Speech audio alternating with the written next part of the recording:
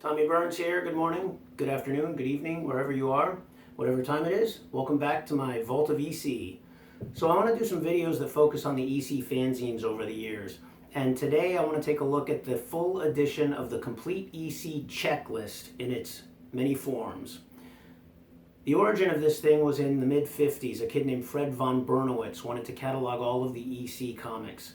And the first version of his checklist came out in 1956, and it just covered the new trend titles.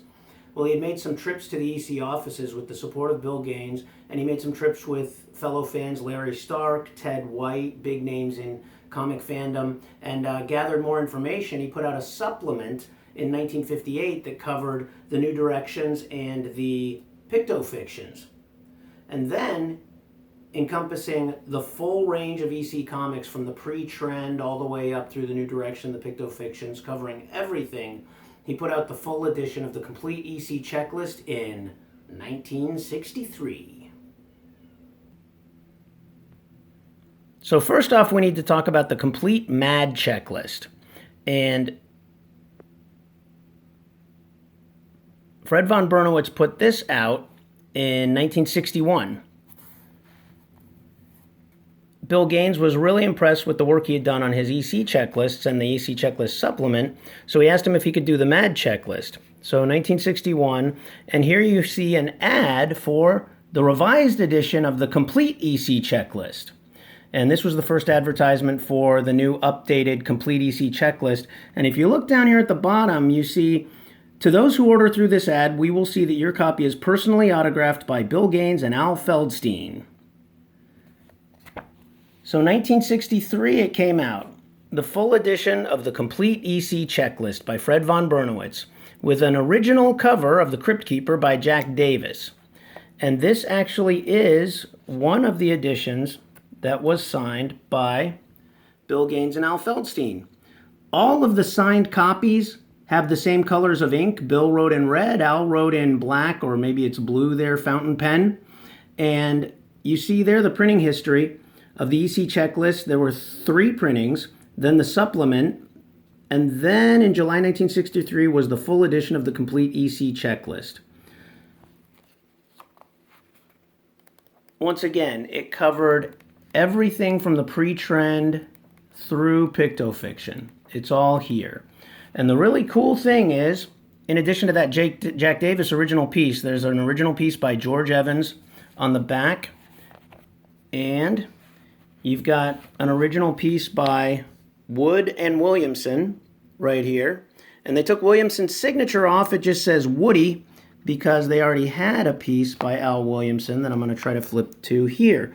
So you had pieces by Evans, Wood, Williamson, and a cover by Jack Davis, plus all the writer, artist, story information, biographical stuff, a Ray Bradbury index, and it also reprinted the legendary Elegy by Larry Stark, which first appeared in Hoo-Ha in 1956, Ron Parker's Hoo-Ha fanzine.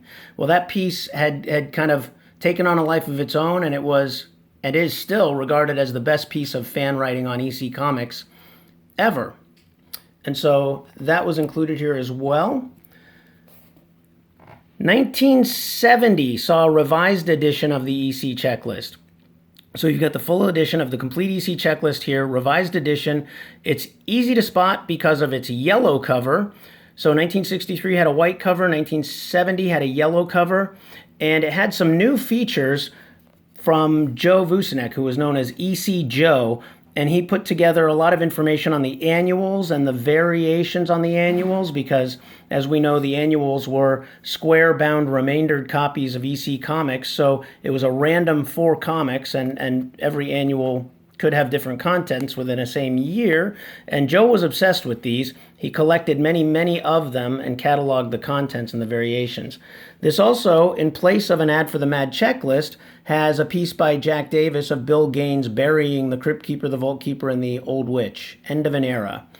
And here we've got Elegy by Larry Stark. For some reason, they've changed Shaxpy from the first edition, meaning William Shakespeare, to Sharpie, which is quite wrong. And then in the next edition, 1974, that Shaxpy that became Sharpie became Shapey, kind of a stupid thing to look at, but it does bear some historical interest. What is it? Fandom minutia obsession? Maybe that's it. So 1974, here you've got the big second printing of the revised edition. This one's got a blue cover, and on this one, Joe has added his name there along with Fred's name. And new features in this one included updated annual variation information, and also you see there it says EC's first horror story. This was the first printing, and it was licensed by Bill Gaines here. He let Joe reprint this story of Zombie Terror, which was the first EC horror story, and this was the first reprinting of it, and this is the first place a lot of EC fan addicts, including myself, read Zombie Terror. Now, don't argue with me about Vampire of the Bayous being the first EC horror story, because, and you know who you are. That was a superhero story with a supernatural theme. This was the first EC horror story, Zombie Terror, officially. So there we have the 1974, 1970, and 1963 editions of the full edition of the complete EC checklist. Now, the story doesn't end there. In 2000, Super EC Fan-Addict Grant Geissman came along and partnered up with Fred von Bernewitz to do this massive updated version of the EC checklist. And this is absolutely beautiful. It's a must-have. All the same information is used along with much, much, much, much more.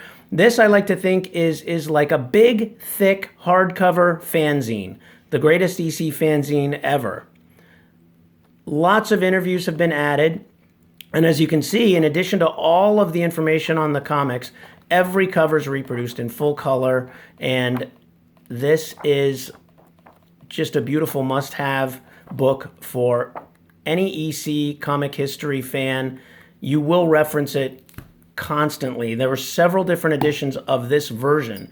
So the hardback edition came out with a slip-cased signed edition. Now I go into a little more detail on this edition in my video on signed EC comics and books, so check that out. But this was a slip-cased edition limited to 500 copies, and it has 16 signatures. The authors, EC creators, a couple of the EC wives, just a great place to get a lot of EC signatures in one place. And last but far from least is the paperback edition. And as you can see, my copy has seen better days. And the reason for that is that I take this book with me everywhere I go. When we moved cross country with just me, my wife, clothes to last the trip, and our cat, this book was with me. I don't go anywhere without it.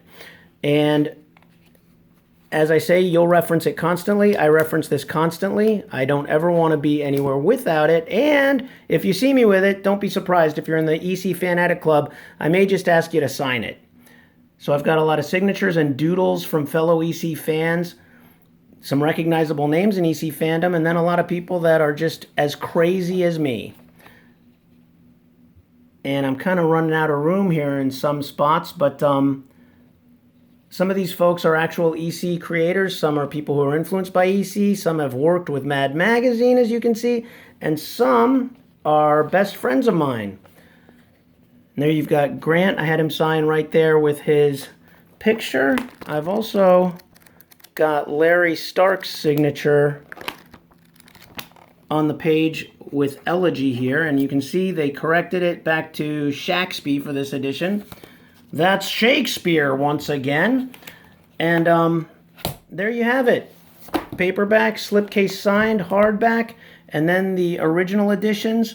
And if anyone has copies of the 1956 original first, second, and third printing or the supplement that they don't want and feel like sending to me, I would gladly accept them. So next up, I'm going to do a video of some of the second generation EC fanzines of the 60s.